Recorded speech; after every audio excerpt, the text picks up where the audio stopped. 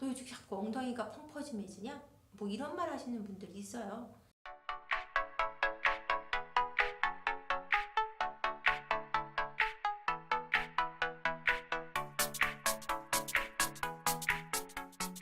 안녕하세요. 세퍼니 행복한가의 부부학교 한재원 대표라고 합니다.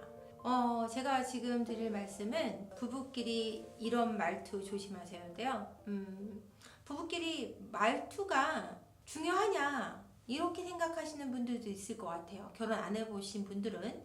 근데 부부 상담을 오셔서 뭐라고들 하시냐면 진짜 말투가 기분 나빴어요. 진짜 이렇게 말할 때마다 짜증나요. 막 이런 얘기 많이 하시거든요. 근데 그게 어떤 말투냐라고 물어보면 날 무시하는 말투. 네가 알아? 네가 그런 거 알아? 네가 말하면 알아? 이런 말투 정말 싫어하시고요. 그 다음에 당신이 그렇게 잘났어? 네가 그렇게 잘났니? 이렇게 하면은 남편분들이 굉장히 절망하세요. 실망하는 게 아니라 절망을 해요. 네가 그렇게 잘났니? 이 말이 넌 잘난 거 없어. 이렇게 들리거든요. 아내분한테는 당신 때문이잖아. 당신 때문에 이렇게 된 거 아니야? 또 아내분한테 너 때문에 이렇게 된 거야. 네가 그러지만 않았어도 이런 말 잘못된 거에 대해서 네 탓이야 라고 얘기하는 말 굉장히 싫어하시고요. 말하지 않아도 부부 사이에 눈빛으로 알아요. 날 무시한다는 거, 나를 경멸한다는 거, 나를 미워한다는 거 눈빛으로 이야기하곤 하거든요. 그러니까 눈빛에도 사실은 많은 게 담겨 있기 때문에 이렇게 아래 위로 훑어보거나 막 눈 크게 뜨고 막 눈알을 막 굴리시거나 막 이러면은 정말 기분 나빠하시니까 그런 행동, 그런 표정, 그런 눈빛 조심하셔야 되고요. 아이들이 뭐 잘못했을 때 아이고 네 애비 닮아서 그렇지, 네 엄마 닮아서 그렇지, 넌 하는 짓이 꼭 니네 엄마처럼 그러더라, 니네 아빠처럼 그러더라, 이런 말 옆에서 듣고 있을 때 진짜 기분 나빠합니다. 나만 야단치는 게 아니라 내 아이까지, 내 소중한 나의 주니어까지 그렇게 나를 닮았다고 얘기를 할 때 그 말이 아빠 닮아서 네가 정말 잘하는구나 이렇게 들리지 않고 네가 아빠 닮아서 이거밖에 안 돼 라는 얘기가 공통으로 같이 이렇게 비난하는 소리를 들리거든요. 간편하게 말씀드리면 그것을 이해 못 하시는 것 같아요. 저 사람을 그 비난이 너무너무 힘들다고 얘기하세요. 제가 지금 상담하고 있는 케이스 중에 하나가 어떤 게 기분 나쁘냐 그랬더니 나에 대해서 비난을 할 때 나 자체가 부정당하는 기분이 든다고 얘기를 해요. 신발을 똑바로 벗어놓지 않은 거에 대해서 화가 나면 신발 똑바로 벗어 왜 그런 버릇을 가져 라고 얘기하면 그냥 그 행동에 대해서만 혼이 나는 것 같고 비난을 받는 것 같은데 넌 도대체 왜 그래?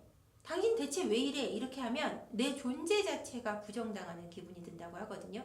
그러니까 그 행동에 대해서 비난하는 것과 그 사람 자체에 대해서 비난하는 것은 굉장히 큰 차이가 있어요. 그것에 대해서 좀 유념하시는 게 좋고요. 그러니까 무시와 비난 이 두 가지가 가장 문제가 된다고 보시면 됩니다. 뭐 부부의 침실에서도 좋았어? 남편분들이 보통 이렇게 물어보시는데 아내분들은 좋거나 좋지 않았거나 뭐 관계 중에 진짜 빨리 좀 끝내 뭐 이런 말 이거 자체가 남편분들은 어떻게 들리냐면 네가 나한테 하고 있는 것들이 즐겁지 않아. 너의 즐거움을 위해 내가 희생하고 있어.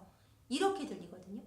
그 말은 남자들이 들을 때 존재 자체를 부정당하는 거예요. 그 행위가 아니고 그 잠자리라는 섹스라는 행위가 아니라 그 남자의 존재를 부정당한다고 생각이 들기 때문에 그런 식의 말도 조심하셔야 되고 또 아내한테 너 요즘 자꾸 엉덩이가 펑퍼짐해지냐? 뭐 이런 말 하시는 분들이 있어요. 형태의 욕이 아니라 형태의 비난이 아니라 무시가 아니라 나 자체가 전체적으로 흉하다, 못생겼다라고 들리는 거예요. 그러니까 그런 식으로 신체에 대한 비난 이런 것들 좀 조심하시는 게 좋을 것 같아요. 남자들은 자신의 존재가 굉장히 이 여자에게 행복을 준다라는 점을 굉장히 좋아하고 여성들의 같은 경우는 이 사람에게 아름답게 비춰진다는 것이 굉장히 기쁘거든요. 외모에 대한 지적을 받더라도 받아들이는 상처의 크기가 달라요. 남성분들한테 당신 배 나왔어. 뱃살 좀 빼면 안 돼. 그러면 에이 이 정도 괜찮아. 인격이야. 이렇게 넘어가는데 아내한테 당신 왜 이렇게 배가 나왔어? 그러면 나 이렇게 못생긴 거야? 이렇게 흉해? 남편이 날 흉하게 생각해. 이렇게까지 가슴속 깊이 상처가 되는 거죠. 나 인격이야 이렇게 하고 여자들이 넘어가지지 않아요. 어떡하지? 그때부터는 배를 자를까? 지방흡입을 할까? 내가 이렇게 된 게 누구 때문인데? 자기의 존재가 굉장히 흉하게 느껴지는 거예요. 나에 대한 자존감이 바닥을 치는 거죠. 그러니까 남성분들한테는 상처가 되는 게 뭐냐면 당신 때문에 진짜 난 불행해.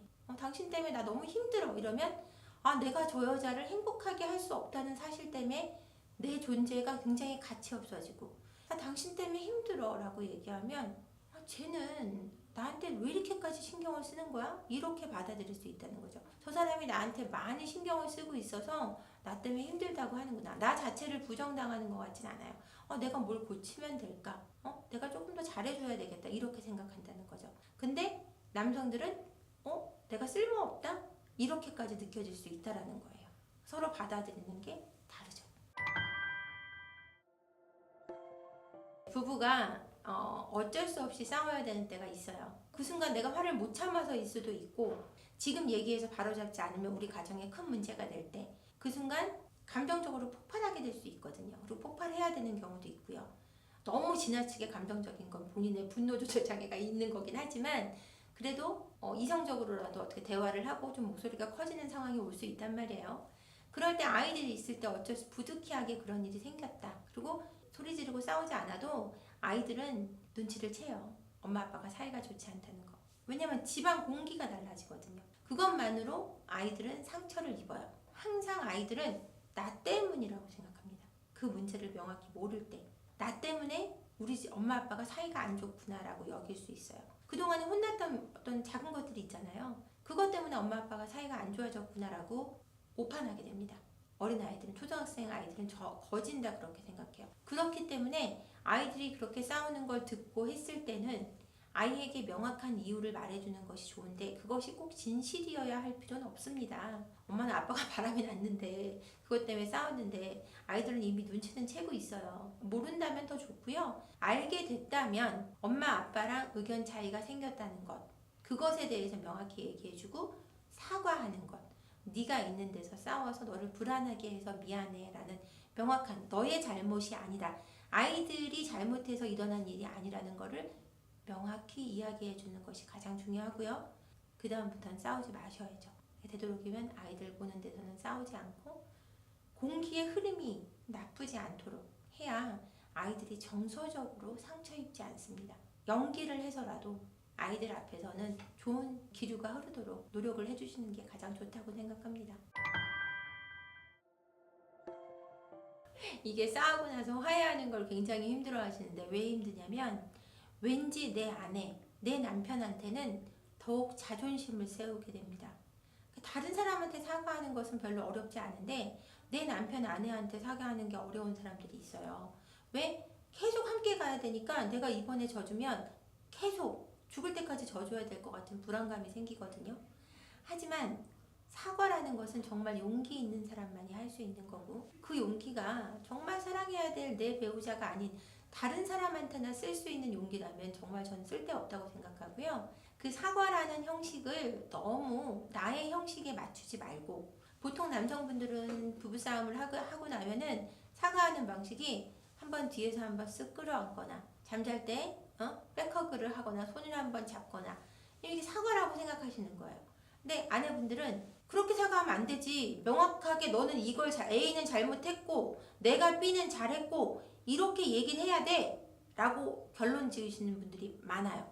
그게 아니라 그저 손 한번 잡는 것이 사과의 뜻인 분이 있다는 거, 그게 신호일 수 있다는 걸 좀 인정하시고 받아들여서 그것이 사과라는 뜻이라는 걸 좀 이해하고 받아들이는 태도가 중요하고요. 내가 사과를 해야 되는 용기는 타인이 아닌 내 가장 가까운 내 남편, 내 아내한테 사과할 수 있는 용기를 가지는 것이 중요하다는 것, 서로 사과의 시그널이 다름을 인정하셔야 된다는 걸 말씀드리고 싶어요. 네가 잘했고 잘못했고를 뭐 쓰고 말하고 해야 되는 것이 아니라 그런 형식의 화해를 바라는 상대에도 존중할 줄 아는 태도가 중요하다고 생각합니다.